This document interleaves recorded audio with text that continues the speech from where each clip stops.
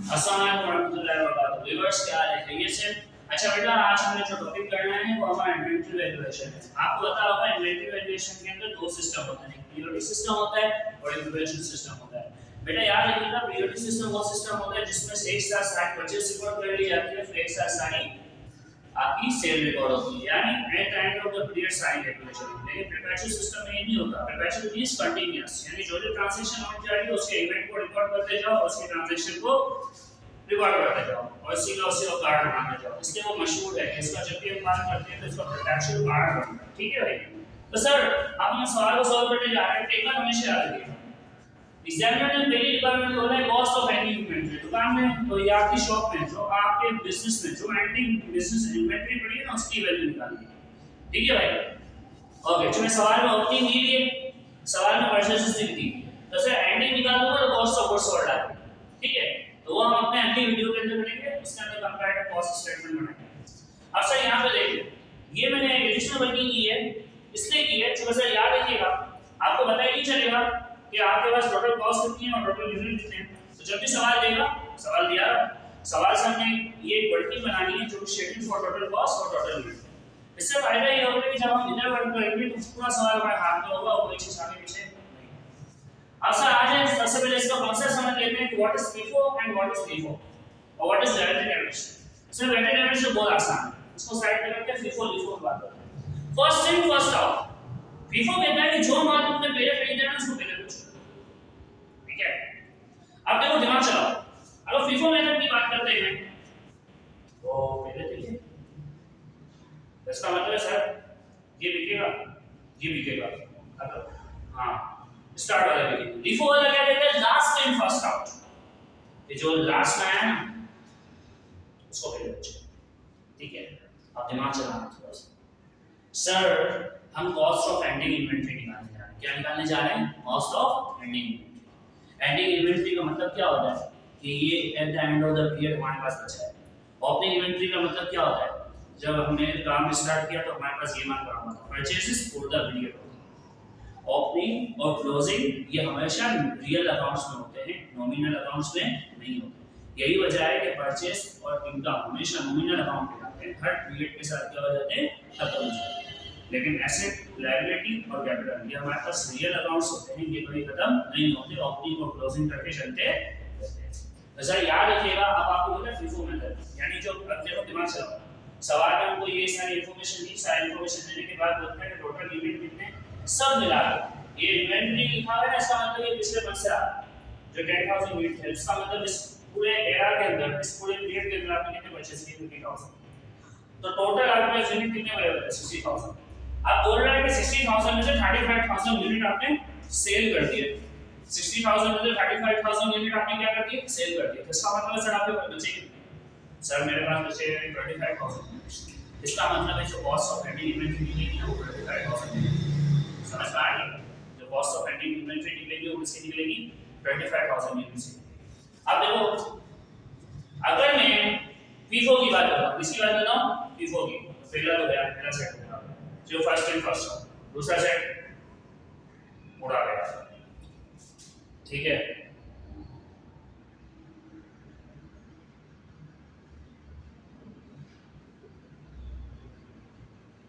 और तीसरा सेट। ठीक है? पहला सेट हमको कितने यूनिट बेचने थे? 35000। तो सर पहला सेट गया, दूसरा सेट गया और तीसरे सेट का 10000 यूनिट। तो कितने बच गए? सर जो जून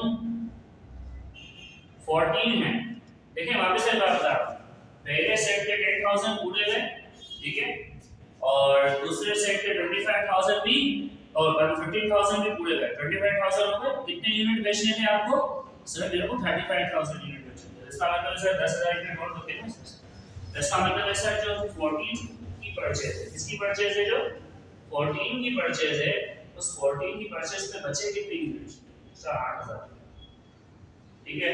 तो 8000 यूनिट कितने के हिसाब से? 18 के हिसाब से। इसी तरीके से सर जो हमारे पास 22 की परचेज है, इसकी परचेज है 22 की परचेज है, वो तो पूरा सेट बच गया कितने के हिसाब से? 20 रुपए के हिसाब से। इसी तरीके से सर जून 27 की परचेज, इसका पूरा सेट बच गया हमारे पास कितने से 21, कितने हैं 5 का।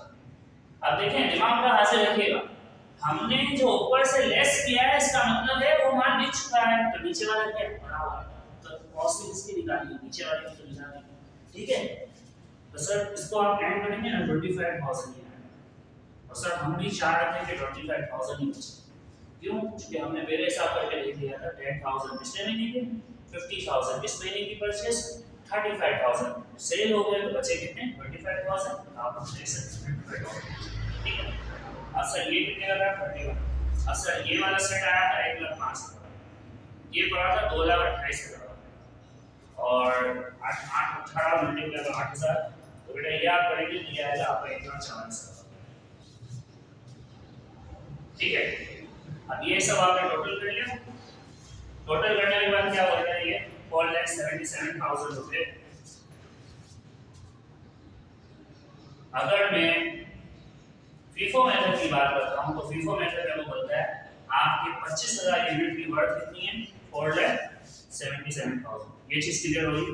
अब आ जाओ लिफो की तरफ, sir LIFO last and first का, लास्ट वाला फर्स्ट वाला, अब दिमाग चला, सर इधर जब माल बेच रहे थे तो स्टार्ट वाला बेचा, इधर जब माल बेचेंगे तो एंड वाला बेचेंगे, पूरा दिमाग हाथ से लग गया, तो सर बचेगा कौन सा स्टार्ट वाला। सर 5,000 ये वाला माल बिक चुका, ठीक है, ये 12,000 वाला माल भी बिक चुका, ये 18,000 वाला माल भी बिक चुका, बचा क्या सर स्टार्टिंग जून 1 इन्वेंट्री कितना 10,000,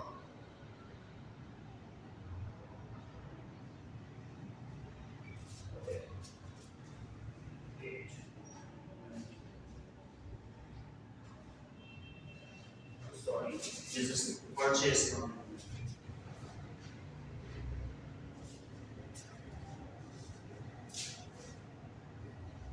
purchase that is 15,000 and which amount 16, तो सर इसका टोटल करें, ये तो 1,20,000 तो में कैसे होगा 2,40,000 सही। सर वापस से देख लें, ये क्या बोल रहा था फर्स्ट एंड फर्स्ट था, जो पहले रखा है वो पहले निकाल, तो सर ये वाला मान बिक गया, ये वाला मान बिक गया, इसमें से 10,000 यूनिट बिक गए, 8 बचे, ये पूरा सेट बचा, ये पूरा सेट बचा, एंडिंग इन्वेंटरी का मतलब तब बचा होगा, तो सर ये मान बचा होगा। अगर मैं फीफो के हिसाब से देखता हूं, फीफो क्या बोलता है जो लास्ट रखा था उसको पहले होगा, ओ सॉरी फीफो ये बोलते हैं जो पहले आखिर में पड़ा हुआ उसको पहले बचो, तो ये वाला बिक गया होगा, ये वाला बिक गया होगा, ये वाला, ये 3 सेट बिक गए होंगे, जो कितने यूनिट बेचते हैं 35,000 के साथ लगा ले, 18,000 12,000 30,000 हो गए, 5,000 ये 35,000 पूरे हो गए, तो इसका मतलब सही है स्टार्ट का मान क्या रहेगा। अब ये हमारा एंडिंग यूनिट निकालनी, तो सर इधर देखो, इधर 25,000 यूनिट्स हैं और इधर 25,000 यूनिट की कॉस्ट कितनी आ रहा है 3,60,000। अब देखिए ये 4,77,000 रुपये बता रहा है, ये 3,60,000 रुपये बता रहा है, अच्छा खासा यहाँ तक आनी डन। अब आ जाते हैं sir weighted average, sir weighted average का मतलब ही क्या है कि हमेशा याद रखना वेटेड एवरेज का जो भी आंसर होगा जितनी ज़्यादा क्वांटिटी होगी ना उस तरफ आंसर खींचेगा, ठीक है, जिसकी ज़्यादा क्वांटिटी होगी उस तरफ आंसर उस कॉस्ट पर यूनिट का जो एवरेज यूनिट का कॉस्ट है वो खींचेगा। अब वो कैसे समझ में आएगा, आप देखिए मिसाल के तौर पर सर अगर मैं इन सब में से जो 14,000 को परचेज किया 18,000, तो सर जो मेरा आंसर होगा ना वेटेड एवरेज का जो भी आंसर आएगा वो इसी के अराउंड इसी सराउंडिंग के अंदर ही है, क्यों, जो बेसिकली जब आप 18,000 को 18 से मल्टीप्लाई करते हो तो एक बहुत बड़ा फिगर होता है, और जो जाए याद रखिएगा ये वेटेड एवरेज का असूल होता है, एक तो सिंपल एवरेज की मैं बात नहीं कर रहा हूं, इसमें हम एलिमेंट्स देते हैं, इधर हम क्वांटिटी देखते हैं, ये क्वांटिटी एवरेज, ठीक है। अब देखो दिमाग चलाओ, आपको क्या बोल रहा है जब ये निकालना हो सिंपल असूल है, इसमें कोई रॉकेट साइंस नहीं, इसमें बोल रहा है कि भाई देखो टोटल कॉस्ट कितनी है तुम्हारी, मैंने बोला सर 10,17,000 और बोल रहा है तुम्हारे टोटल यूनिट कितने हैं, मैंने बोला सर 60,000, ओके। एक यूनिट की कॉस्ट क्या आ रही है सर? एक यूनिट की कॉस्ट आ रही है 16 पॉइंट, कितनी आ रही है 16.95 पर यूनिट। देखिए मैंने आपको पहले ही बोला था कि जो भी आंसर आएगा इसके अराउंडिंग आएगा, वो बहुत सारा क्लोजेस्ट है। वजह क्या है? क्योंकि सर सारी परचेजेस में से जो 18 वाली परचेज है वो सबसे ज्यादा है, ठीक है। अब इधर भी आपको क्या निकालनी है? Cost of ending inventory. तो सर मैंने बोला कॉस्ट ऑफ एंडिंग इन्वेंटरी निकालनी है आपको, वो तो आप निकालेंगे, लेकिन सबसे पहले एक चीज आप देखें कि एंडिंग में यूनिट कितने बचे हैं। सर इधर 25 इधर 25 बचे। अब जब एवरेज आ जाता है ना तो फिर मैटर नहीं करता कि आप स्टार्ट पे 35,000 यूनिट बेचें या एंड पे 35,000 यूनिट बेचें। तो सर एवरेज के हिसाब से कॉस्ट कितनी बनती है आपकी 4,23,750 4,23,750। तो सर आप देख लें जब हम FIFO मेथड फॉलो करते हैं तो 4,77,000 है, जब हम LIFO मेथड फॉलो करते हैं तो 4,360,000 है, और सर जब हम वेटेड एवरेज फॉलो करते हैं तो वो क्या होता है कि आपकी कॉस्ट कितनी होनी चाहिए एंडिंग इन्वेंटरी की 4,23,750। आप देखें कॉस्ट ऑफ एंडिंग इन्वेंटरी निकालिए, आपको इसकी कॉस्ट ऑफ गुड्स सोल्ड भी बनानी है और आपको इसकी बी रिक्वायरमेंट बोल रहा है कि आपको इसका प्रॉफिट एंड लॉस निकालना है, ठीक है। इंशाल्लाह हम बी रिक्वायरमेंट के साथ अपनी अगली वीडियो में मिलते हैं। वालेकुम अस्सलाम।